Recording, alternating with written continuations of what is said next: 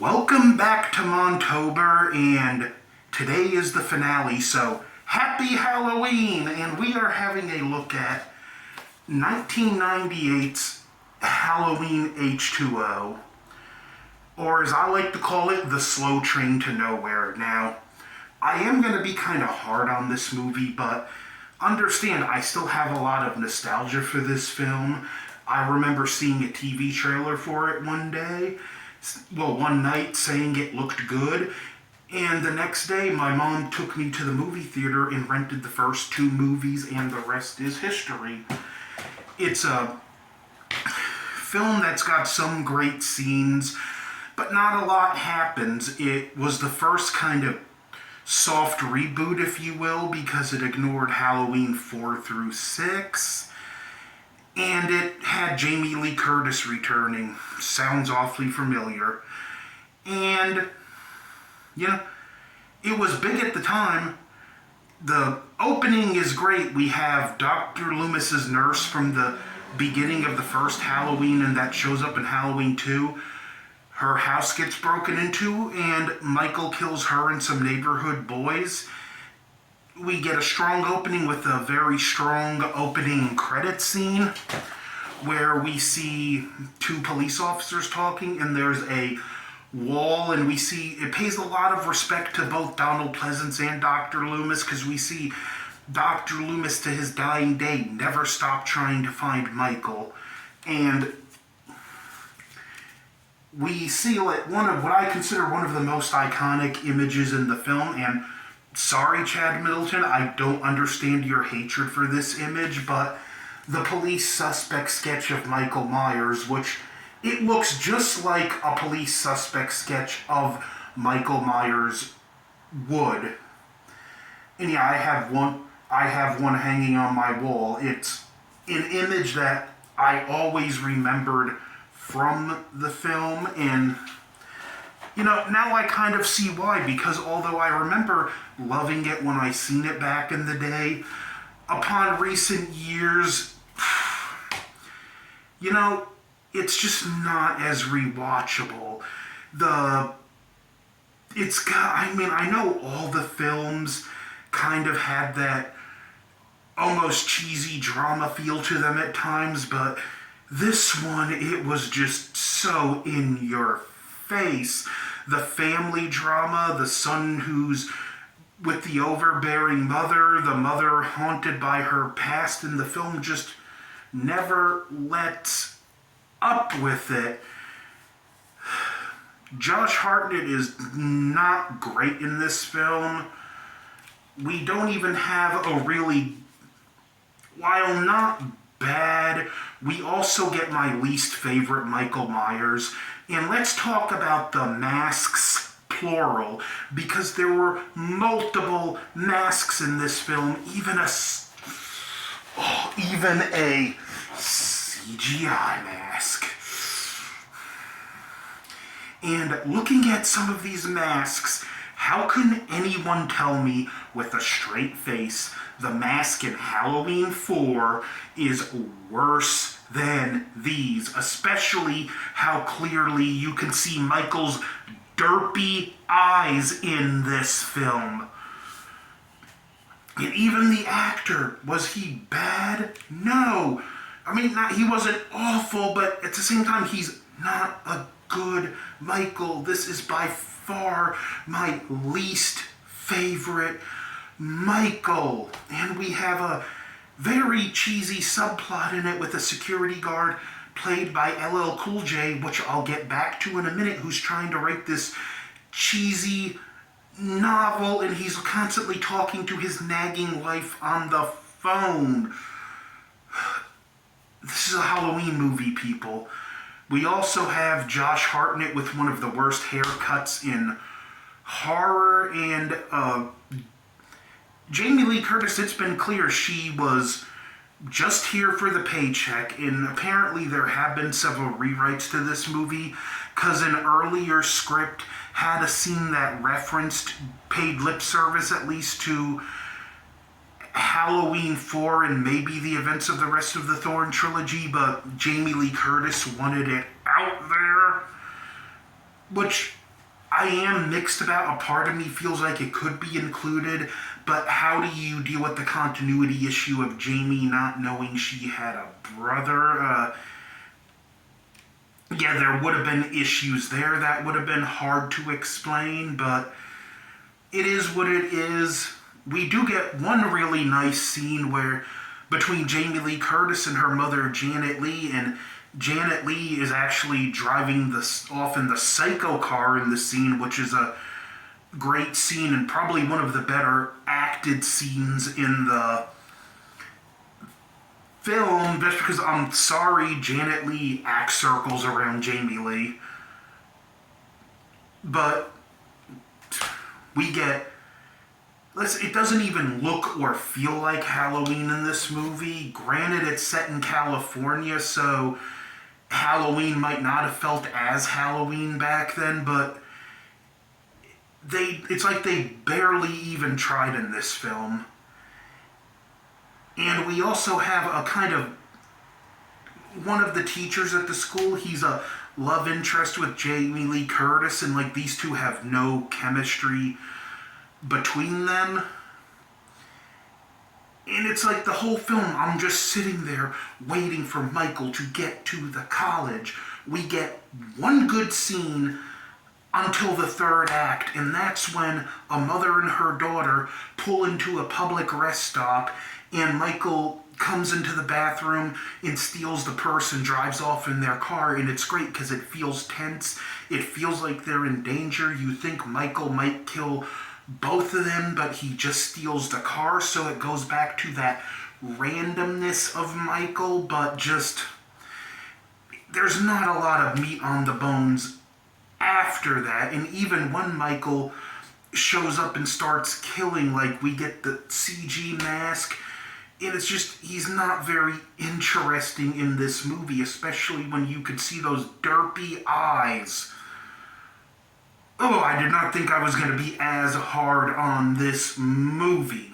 But, you know, it is what it is. I was just more bored than I ever have been watching it this time. And I do want to take the time to point out a funny continuity area.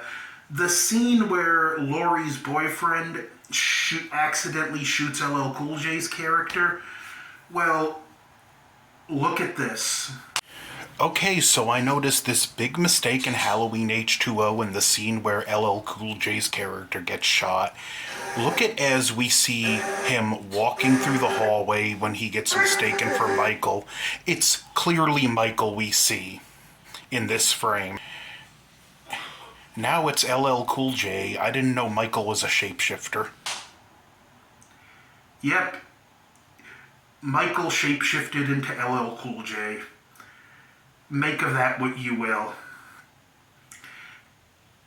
And again, like I said, even with Michael attacking, it's not very interesting. There was a kind of suspenseful scene where LL Cool J sees the car at the gate and opens the gate, and that's when Michael gets in, and it looks like he might get killed, but he doesn't. Laurie's boyfriend gets killed in a similar way to the police officer at the end of Halloween 2, and she sends her son and his girlfriend off and stays at the college, at the private school, to confront Michael. And the third act and the final confrontation is admittedly awesome and phenomenal.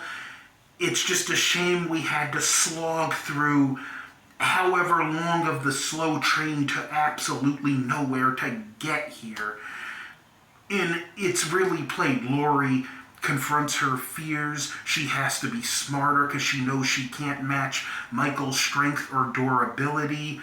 So just really well done. Great scene. Even the variation of the Halloween score that plays here and in the opening credits, it's a more orchestral version of the Halloween theme, and I know a lot of people don't like it, but for me it works really well because it represents how haunted Laurie is by her past, because it does have a very haunting feel to it. But when she gets Michael down and she's about to deliver the final blow, LL Cool J stops her, and when they're loading Michael's body into an ambulance, she steals the ambulance.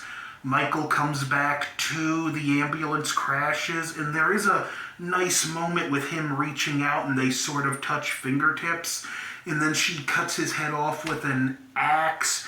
We get one more look of the eye holes in those seeing Michael's eyes, whoever approved that. And the classic Halloween score starts playing.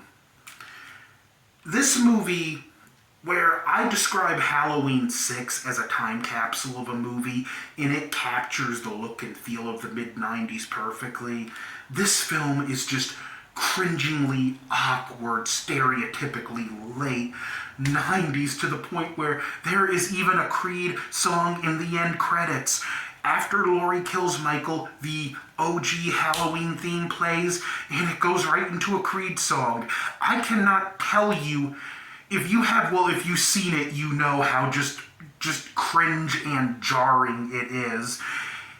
And we'd find out Michael wouldn't stay dead because due to contractual things, it wasn't legally a thing where they could kill Michael. Jamie Lee Curtis did have some creative control, so her stipulation was just do it in a way that at the end of the movie, Laurie believes Michael is dead. And the explanation they came for, they claimed the seeds were planted in this movie, and I watched a commentary and why, okay, I do kind of maybe see it. It's still just the biggest rabbit out of the hat just pull you can imagine that just doesn't work. That being said, at least the next film, Halloween Resurrection, as not good of a film as it is, where I call this a train to nowhere, Halloween Resurrection is a complete and total train wreck, but at least it's an entertaining train wreck.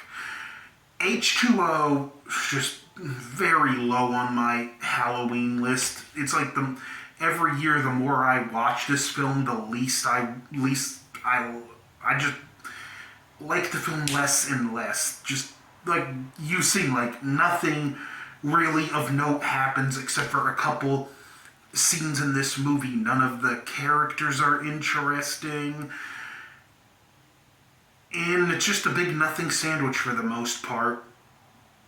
That being said, I do ironically have a lot of nostalgia for this film.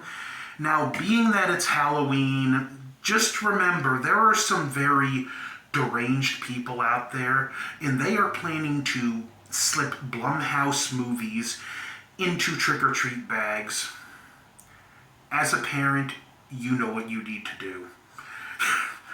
But that's Halloween H20. I kind of get to end this Montober with more of a rant, but it's been a lot of fun, especially getting to do a review in my truly complete Jason costume now with this mask I designed. Yeah, it's a Part 8 blank, but the paint and everything, it's my take, and it's been a blast of a Montober, not just my stuff, but being on with Entertainment Headquarters and Kevin Lambert and doing, the Taste the Blood and the franchise review of the Subspecies movies. Great fun little series about vampires. So